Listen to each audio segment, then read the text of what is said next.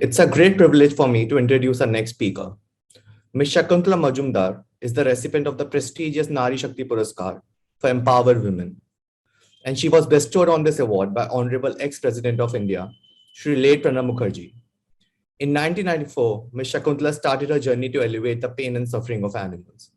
What started as a personal movement is emulsified in a movement that has now made a deep and measurable impact. She is a firm believer in the power of the collective and has forged cordial and beneficial relationships with the administration.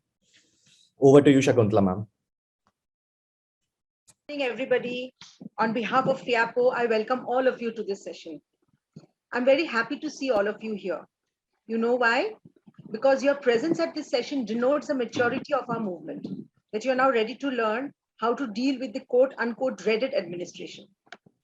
Alliances seem to be becoming more and more relevant as our world faces more and more challenges. Today's topic sounds very grave and serious, but actually it is not. See, as children, we make friends. We make pacts with our parents to acquire things that are not given to us. We form partnerships in our chemistry labs. So collaboration, alliances, these are our natural aptitudes. We only need to learn how to use these aptitudes more effectively. So the topic is simple. My talk will be just as simple. But my talk will also be focusing on changing the way we look at the government, we perceive the government, and their role in bringing about social changes. Slide. I'll be addressing 5 questions in this presentation today. What is strategic alliance? Particularly in the context of the government and more specifically in the context of animal welfare in India. Why do we need to develop such strategic alliances with the government? To what end? What's the purpose? How do we go about developing these relationships with the government? What steps do we have to take to do this? Where are these alliances applicable and most effective? That is, at what levels of governance? And lastly, when is the right time to initiate this process? So let's start. Slide. What is strategic alliance? Easy. Strategy is a plan of action designed to achieve a target, either short or long term. Alliance is a partnership. So together, strategic alliance becomes an arrangement between 2 or more parties to share resources, to work together, to undertake a mutually beneficial project, but each party retains its independence. In your case, it will be a coming together between you as an activist and the government authority to partner with the government in bringing about change in animal welfare and animal rights. The most important thing to remember, please remember that large-scale social change, especially in the field of animal welfare, rarely occurs without the partnership of the government. Government officials, government departments play key roles in policy change, policy implementation, or both. And NGOs have to abide by them and work around them, not just NGOs, even individual animal activists. Yet, NGOs and individual animal activists often try to bypass and sideline government for reasons of their own, but they do it to their own detriment. See, animal welfare has transformed over the last 2 decades. It is now a mainstream social activity, unlike years ago when it was very essentially a backyard activity. It is not just mainstream, it has become very informed, energetic, and very well regulated by laws. So it becomes necessary for the activists of today to follow some golden rules to set up strategic alliances with the government authorities to our advantage. So I had mentioned in the beginning that my talk will focus on changing the way we look at government authorities. Now let's see what words come to our minds when we think of government offices and officers. Lazy, delayed, inefficient, passing the buck, corruption, tedious. We are not to be blamed for forming these ideas in our heads. Time and again, we come up against roadblocks when dealing with governmental authorities. But is very important. As much as it is true that all government officials or officers are not evil, it is also true to a certain extent that it is up to us to change this perception. Start with yourself, to start focusing on the positives and the situations in which the government has not only helped, but in many cases have been crucial to the success of humanitarian operations. Slide. So now we need to know why we need to make the government our ally. Why would we even take up this project? Firstly, most important, as I mentioned before, achieving social change is rarely accomplished by ignoring or going around the government. NGOs should multiply their impact by approaching governments, but with humility and constructive engagement to affect changes at scale. Secondly, we have to show the government the value of civil society. It is high time that the government realized what our value is. In this case, the value of the work that you are doing with animals and for animals, and that the role of the government in this is equally valuable, that also they have to know. It is vital we remind ourselves constantly of the importance of both government and the civil society. It's a symbiotic relationship. Pitching people against people is definitely not efficient.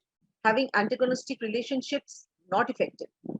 Government and civil society are weighted equally. They each have their own role to play, and the world benefits when there is collaboration between them instead of friction. Thirdly, and this third point is something we usually never give a thought to, but is of utmost importance. Civil society, the tax-paying society, progressively needs to transfer the real ownership of problems and causes to the government partners, so that the program can continue even in the absence of an NGO's implementation. This should be a goal from the beginning, and you should accept it from the beginning. Slide. So now that we know the how, the what and the where, we are now going to learn the craft of how to implement this alliance step by step and the capabilities we need to do so. First and foremost, detail the problem and the challenge that you're facing. Define your present day status. Where do you want to go? Design your future roadmap. Understand where the gaps lie between the problems you're facing and the government measures that will be needed to erase them. How involved is the government, is any of your government department in this involvement? Second, clarify within your organizational level as to what your expectation is from the government. I usually will use the FLJR approach to identify this. Is it feasible? Is it logical? Is it justifiable? And is it rational? Once this is done, you go on to identifying the right officials. This is of prime importance. So when you start interactions within the government circle, you will find broadly there are 4 types of officials. The first type will be willing and capable. That's the best kind. Consider yourselves a lottery winner if you can get one of these. Second will be willing and incapable, where we can work around their willingness. The third will be unwilling and capable, and the fourth will be unwilling and incapable. So we will not waste our times with the last 2 categories of officials. Once you have selected the category of official, now you want to define your selection criteria. Do I need to meet the Prime Minister to implement the ABC in my area? No, I need to meet my veterinary officer. If that doesn't work, I need to meet my Deputy Municipal Commissioner of the department, and so on. So narrow your search down so as not to waste any time and create a short list of future partners. Once you've created a short list of your future partners, conduct due diligence. We don't want to be allying with people who are blacklisted. So find out the past history of the officers and officers, good or bad, approach them based on your findings and select the final officer. Once you have selected the final officer, you will have to approach him with a clear objective of communication. It has to be very, very clear in your mind what you want.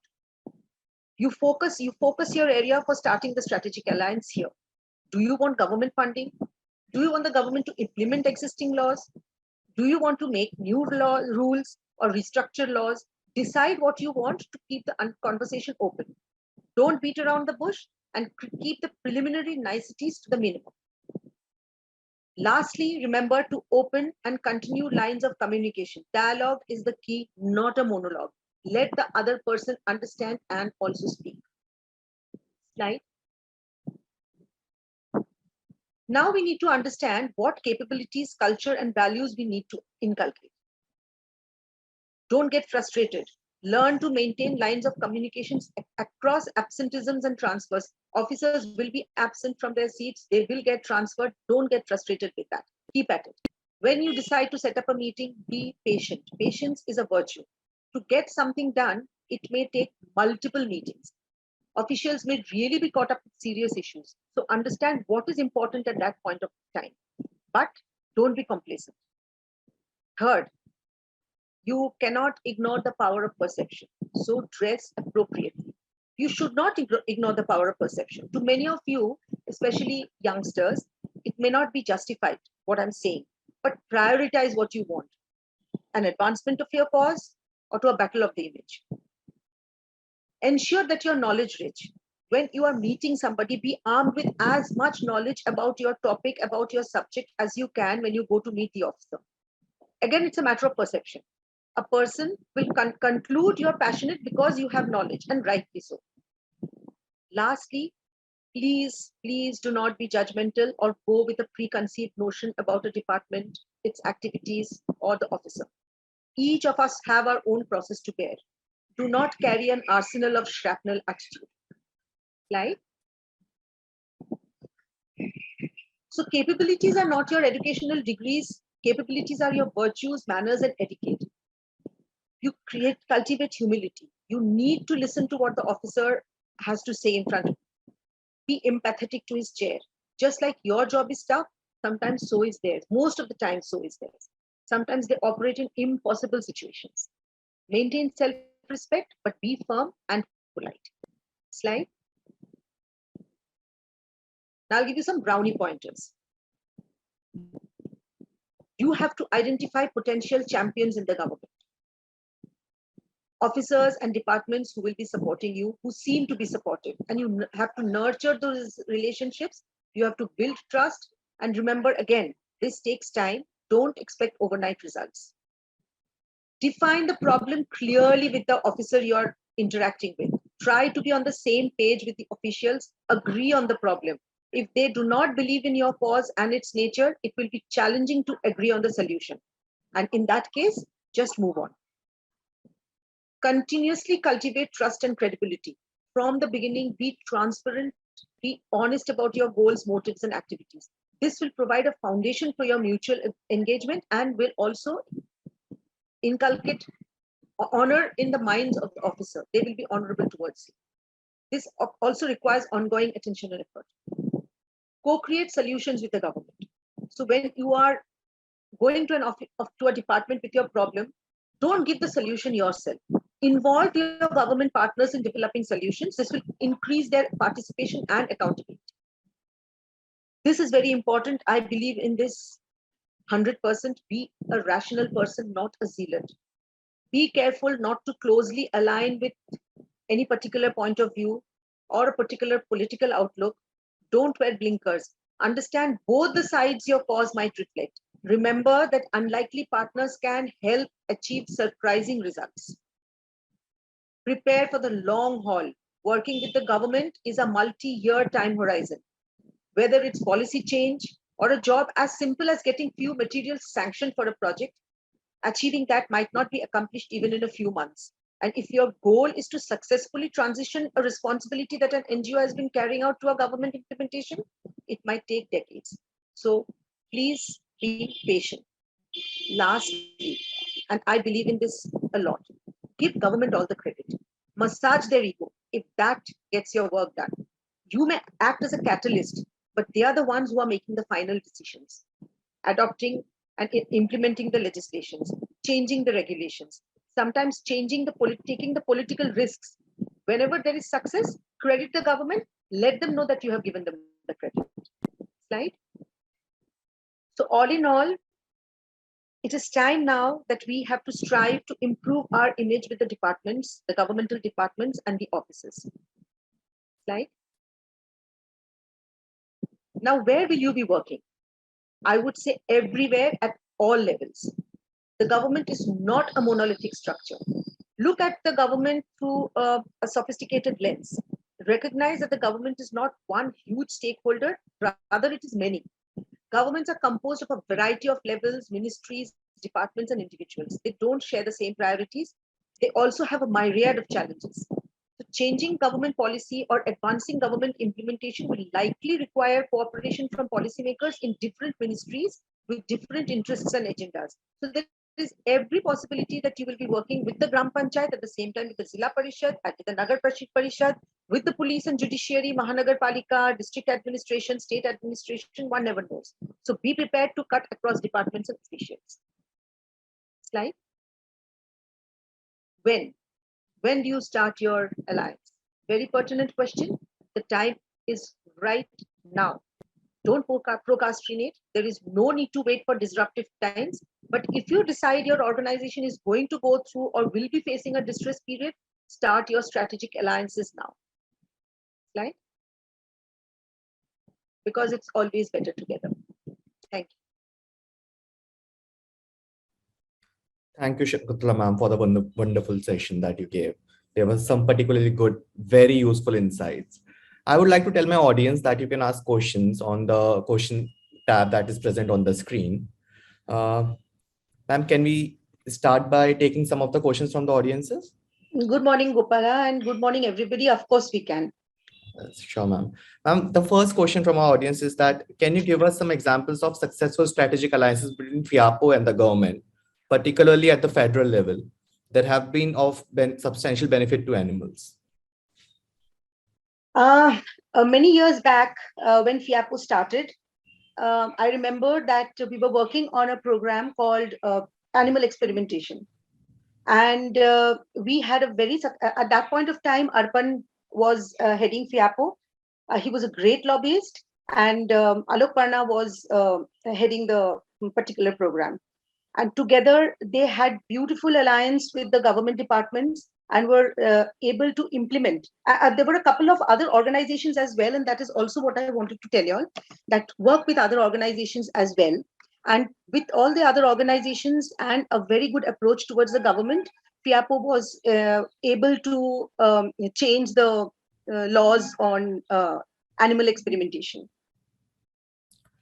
Thank you, ma'am. And the next question is that, what are the some key tips for the audience members to remain ideologically neutral while working with the government? Since it's a very hot issue right now, like people tend to mix their ideologies while working with the government. It is a matter of practice. I believe it's a matter of practice, and a practice which will benefit all the animal welfare activists and workers. When at a personal level, of course, you are going to have an alignment towards particular ideologies. But when you are working with government authorities, when you are out in the open, it is always beneficial to show yourself as a neutral person and only follow the road of animal welfare. Make people understand that we do not follow anybody else, but we follow the road of animal welfare only. Only animals and their welfare is in our minds. Thank you, ma'am.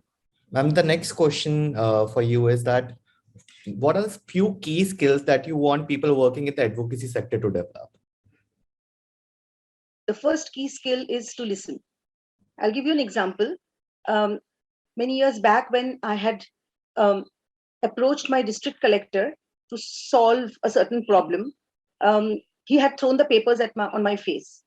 And he said that we are only interested in animals. We don't have any priority towards any other welfare work, etc., etc. I could have just walked out of that place, but what I did was I pulled up a chair, I sat and listened. And when I listened, I came to know that he had a huge responsibility on his head because there were deaths of tribal children from malnutrition. Now, this is the question of priority. At that point of time, what is the priority for the person who is going to handle your problems? You have to listen and see that they are sitting on a bed of thorns. Okay, so listening is one of the key things that you have to learn. The second thing is the clarity of your thoughts. Be very, very clear and persistent about what you want. Show them that you're respectful towards all the other subjects that they are handling, the problems that they are handling, but also softly but firmly put forward that this is a problem which you are handling and you want him to handle it with equal importance. I am sure it works. It has always worked. Thank you, ma'am. The next question is that, how can we change the Indian poultry scenario by just not looking at the poultry industry as a food industry and much more? Sensitization. The key word in changing social movement, in bringing change in social movement, has always been sensitization. You cannot go and catch somebody's collar and say, hey, don't eat, hey, don't use. You have to show them why you shouldn't. And this has to be done over a period of time. And therefore, the virtue called patience comes into the limelight. We are going to have to learn to be patient when dealing not just with government authorities, when we are dealing with change. It has the slavery in the US has not been an overnight success. It has taken centuries for the change to come in. This is a worse situation. At least there humans were involved. This is a worse situation. Here animals are involved. They cannot speak. You have to work on their behalf. You have to speak on their behalf. You have to be their voice on their behalf. So we need to be patient. Thank you, ma'am. Ma'am, one question that we have is that wild animals are harming to farmers and crops. Please advise the way or plans to save the lives of animals and also to save the crops. I couldn't hear you. You broke. Sorry, I'll just say it again. The question is that wild animals are harming the farmers and the crops. Please advise the ways or plans to save the lives of animals and also to save the crops. I don't think any animal harms humans if humans don't allow them. Why would wild animals come into human habitat? Because a human habitat is pushed into the wildlife territories. Now, if we were smart enough to keep buffer zones between wildlife territories and human territories, I don't think wild animals would have the need to come in to the human territories and harm the human the plantations or human lives. So we have to work in a way that we create buffer zones, that we do not go into the wildlife territories and encroach into their homes, that they are left alone. They will have their own cycle of food. They will have their own source of food. They will not need to come out, but we need to look at it scientifically, which we are not doing. So science, looking at it scientifically, managing the issue scientifically is the key word. Here also, again, if you have suggestions to make, you need to work with the government authorities because they will be the last people to make the laws, make the rules, okay, and come out with the orders and circulars. So we will have to badger them politely, firmly, consistently. Thank you, ma'am. Ma'am, my next question is that how do we work with the government on issues where the government's position is diametrically opposite to your organization position? Why should it be diametrically opposite? Can you give me an example? Because when an organization is formed, we form our organization's aims and objectives are written down within the purports of law. So if you can give me an example, I can probably think about it. Sure, ma'am. We'll come back to it later. Yeah, why don't you ask the person who has asked the question to send it through email or share my number so that we can discuss? Sure, ma'am. I'll do that. And the next question is that how to cope up with the challenges of man-animal conflict. It's pretty much on the same lines of how you discussed earlier about the farmers and the crops. So the man-animal conflict is in our area where we stay. The biggest man-animal conflict arises out of leopards coming out into the cities. Okay. Now there's another sub-conflict here that the leopards carry away street dogs and the street dogs are harmed. So there are two distinct levels of conflict over here. So in this case, we have always been speaking with the government, working with the government, the forest department, that's an arm of the government. So we've been working with the forest department. The organizations who work with wildlife welfare have been working with the government as well as with at the ground level with the managing committees of societies, with public in general, having talks with public in general, telling them how to what to expect and how to behave in case of exigencies like this. So the answer lies again in multi-faceted sensitization and dialogues with the government and the public. So every man-animal conflict will have its own context. And yes, we can discuss on the different man-animal conflicts, maybe on another platform if you're short of time. But again, dialogue, persistent dialogue, consistent dialogue is the only key. Thank you, ma'am, for great insights. Ma'am, I think we can take one last question, which is that what are some of the methods of outreach that people should initially take while establishing partnership with the government? See, the first and foremost that I feel is going and meeting the government officials or the offices. And then you can, if the talks, if the dialogues develop, then we can discuss with the government authorities as to what kind of outreach they would want us to give them.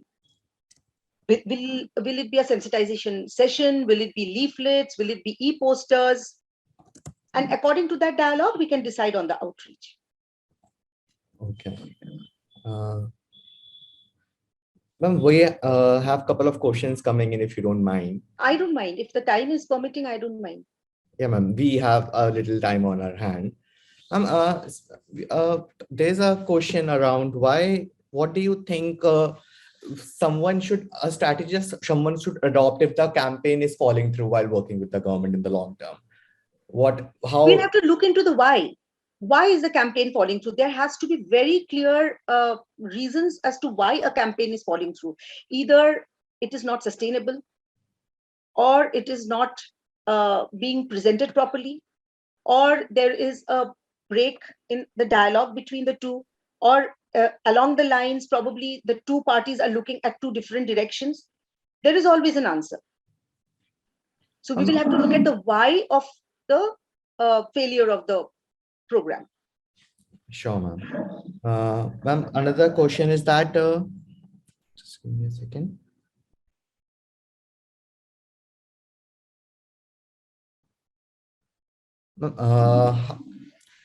What are the sum of, ma'am, I think that's already covered.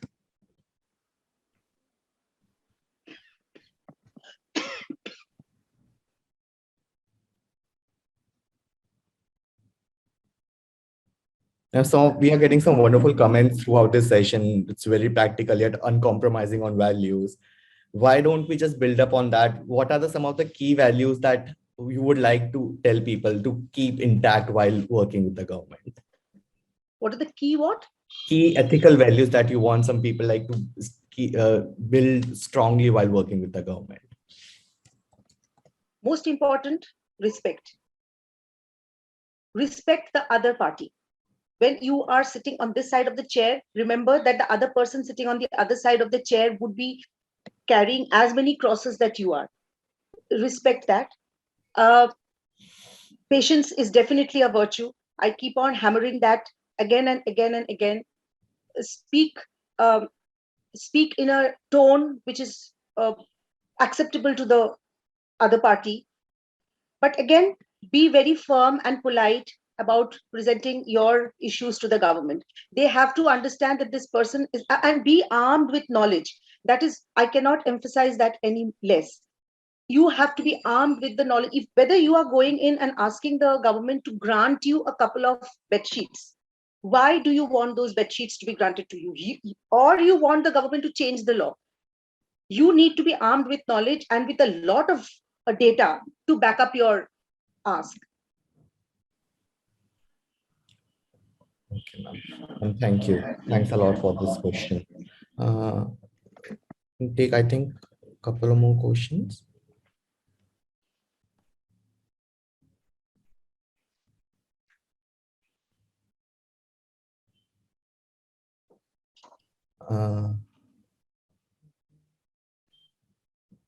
I think we have answered most of the questions now.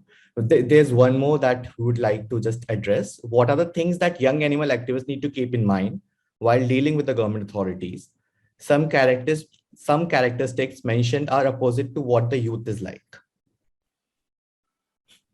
Some characteristics. Yeah, mentioned are opposite to what the youth is like. Well, the youth will be youth for only some period of time. They will grow into adults who will learn that these are the attributes that one has to develop to be successful in alliances, forming alliances, whether with the government, whether with a particular person, whether with other organizations. But these tenets will always be the basic tenets that will be fruitful in the long run. Thank you, ma'am. That was really insightful, and coming from you, it gives us such insights of this, how to work with the government.